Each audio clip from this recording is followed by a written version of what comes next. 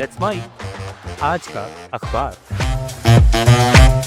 नमस्कार, let's mic में आपका स्वागत है। आज का अखबार के साथ मैं राखी जैन। द न्यूयॉर्क टाइम्स से प्रकाशित लेख, हर तरह की अति, यहाँ तक कि सबसे बेशर्म झूठ भी। इसमें अमेरिकी चुनावी राजनीति में बढ़ते झूठ, गोपनीय फंडिंग, सोशल मीडिया प्रभाव और एआई के इस्तेमाल पर गंभीर चिंता जताई गई है। लेख का मूल भाव यह है कि क्या आज के चुनाव पहले की तुलना में ज्यादा गंदे और भ्रामक हो गए हैं, या फिर राजनीति हमेशा से ऐसी ही रही है। लेखक अपने पत्रकारिता जीवन के शुरुआती दिनों का एक उदाहरण देकर बताते हैं कि 1960 के दशक में भी चुनाव जीतने के लिए झूठ, डर फैलाने और समुदायों को भड़काने जैसी चालें चली जाती थी। फर्क सिर्फ इतना है कि तब ये काम स्थानीय स्तर पर और सीमित साधनों से होते थे, जबकि आज तकनीक ने उन्हें कहीं अधिक व्यापक और प्रभावशाली बना दिया है।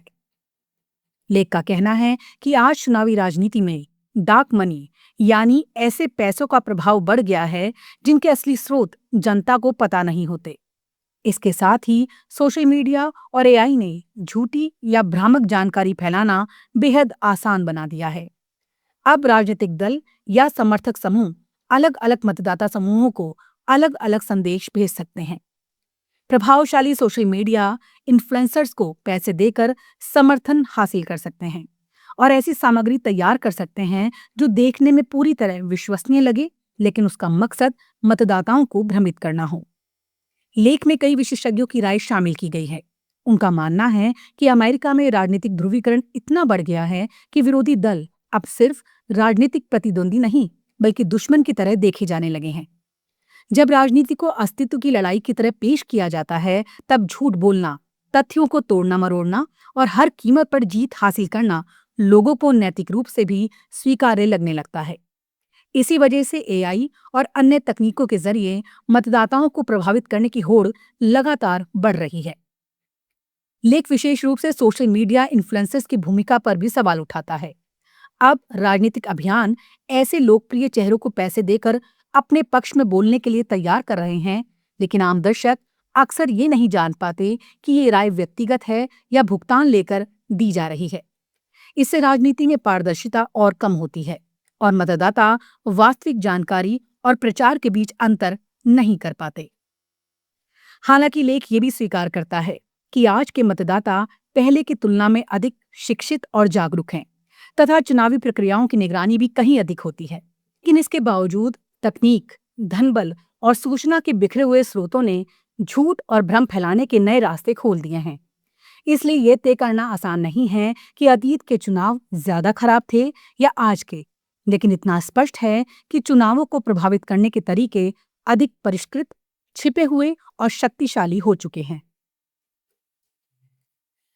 द गार्जियन में प्रकाशित संपादकीय जलवायु समानता पर द गार्जियन का दृष्टिकोण सिर्फ ज्यादा चीजें नहीं, बल्कि बेहतर जीवन और सबके लिए सार्वजनिक समृद्धि।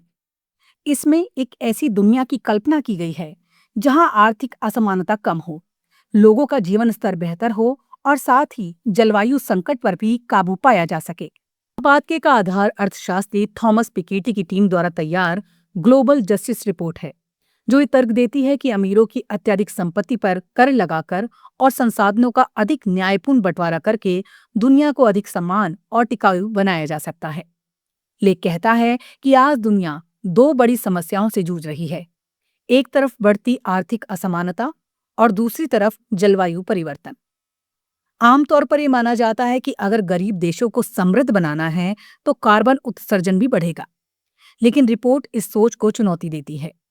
उसका तर्क है कि हर व्यक्ति को बेहतर शिक्षा, स्वास्थ्य, परिवहन और सामाजिक सुरक्षा जैसी सुविधाएं मिल सकती हैं, बिना इस बात के कि हर कोई अमीर देशों की तरह असीमित उपभोग करने लगे। संपादकीय विशेष रूप से इस बात पर जोर देता है कि दुनिया के सबसे अमीर लोगों और बड़ी कंपनियों की संपत्ति तथा संसाधनों पर अधिक कर लगाया जाए। उस धन का इस्तेमाल सार्वजनिक सेवाओं को मजबूत करने और गरीब देशों के विकास में किया जाए। रिपोर्ट एक नई वैश्विक आर्थिक व्यवस्था की भी बात करती है, जिससे विकासशील देशों को अपनी अर्थव्यवस्था और कल्याणकारी योजनाओं पर अधिक खर्च करने की क्षमता मिले। लेख अफ्रीका के खनिज संसाधनों का उदाहरण देता है। आज कांगो जैसे देशों में लोग बेहद कठिन परिस्थितियों में कोबाल्ट और दूसरे खनिज निकालते हैं, जबकि उन्हीं संसाधनों से बने इलेक्ट्रिक वाहन और स्मार्टफोन विकसित देशों के लोग इस्तेमाल करते हैं। संपादकीय का कहना है, अगर हरित ऊर्जा की वैश्विक अर्थव्यवस्था बननी है तो उसका लाभ उन देशों और समुदायों तक भी पहुंचना चाहिए जहां से संसाधन आते हैं। द गार्जियन का मूल संदेश ये है कि बेहतर जीवन का मतलब सिर्फ अधिक सामान खरीदना नहीं है। लोगों को सुरक्षित नौकरियां, अच्छी सार्वजनिक सेवाएं, सस्ता आवास, अधिक अवकाश का समय और सामाजिक सुरक्षा मिले तो वो कम उपभोग के बावजूद अधिक संतुष्ट जीवन जी सकते हैं। संपादकीय इसे निजी भौतिक समृद्धि की जगह सामाजिक समृद्धि का मॉडल बताता है। अंत में लेख स्वीकार करता है कि ये विचार सुनने में आदर्शवादी लग सकता है और इसके रास्ते में राजनीतिक विरोध भी बहुत बड़ा है, लेकिन संपादकीय का मानना है कि अगर लोगों को ये समझाया जाए कि इसका मतलब उनसे कुछ छीनना नहीं बल्कि उन्हें अधिक सुरक्षा, बेहतर जीवन और कम तनाव देना है, तो ये सौदा आकर्षक बन सकता है।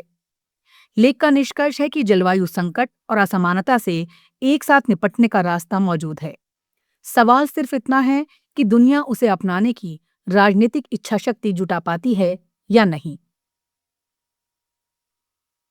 अल जजीरा में प्रकाशित लेख, क्या नेतन्याहू ने सचमुच ट्रंप की अवहेलना करते हुए ईरान पर हमला किया? इसमें अमेरिका के राष्ट्रपति डोनाल्ड ट्रंप और इजरायल के प्रधानमंत्री बेंजामिन नेतन्याहू के रिश्तों में उभरती दरार को समझाने की कोशिश की गई है। लेख का कहना है कि दोनों नेताओं को लंबे समय तक एक दूसरे का सबसे बड़ा राजनीतिक सहयोगी माना जाता रहा, लेकिन ईरान को लेकर हालिया टकराव ने दिखाया है कि अब दोनों के हित पूरी तरह एक जैसे नहीं रह गए हैं। लेख के अनुसार ईरान के साथ संघर्ष शुरू होने के बाद अमेरिका और इजरायल के लक्ष्य अलग अलग दिशा में जाने लगे। नेतन्याहू को उम्मीद थी कि सैन्य कार्रवाई से ईरान की सरकार कमजोर होगी, उसका परमाणु कार्यक्रम रुक जाएगा और क्षेत्र में इजरायल की ताकत और बढ़ेगी, लेकिन ऐसा नहीं हुआ। युद्ध लंबा खिंच गया, ईरान की सत्ता नहीं गिरी और वैश्विक ऊर्जा बाजार में भी भारी उथल-पुथल मच गई। इससे तेल की कीमतें बढ़ीं और इसका सीधा असर अमेरिकी राजनीति पर पड़ने लगा। लेख कहता है कि ट्रंप की प्राथमिकता अब किसी तरह ईरान के साथ समझौता करके क्षेत्र में स्थिरता लाना है, क्योंकि अमेरिका में युद्ध लोकप्रिय नहीं है और बढ़ती तेल कीमतें उनके लिए राजनीतिक नुकसान का कारण बन सकती हैं। इजरायल में बड़ी संख्या में लोग ईरान के खिलाफ सैन्य कार्रवाई का समर्थन करते हैं, इसलिए नेतन्याहू पर युद्ध जारी रखने का दबाव भी है। अल जजीरा ये भी बताता है कि वास्तविक शक्ति संतुलन अभी भी अमेरिका के पक्ष में है। इजरायल को हर साल अरबों डॉलर की सैन्य सहायता, हथियार और कूटनीतिक समर्थन अमेरिका से मिलता है। ऐसे में नेतन्याहू पूरी तरह ट्रंप की इच्छा के खिलाफ नहीं जा सकते। कई विश्लेषकों का मानना है कि अगर वॉशिंगटन किसी समझौते पर जोर देता है तो इजरायल के पास उसे मानने के अलावा बहुत कम विकल्प बचेंगे।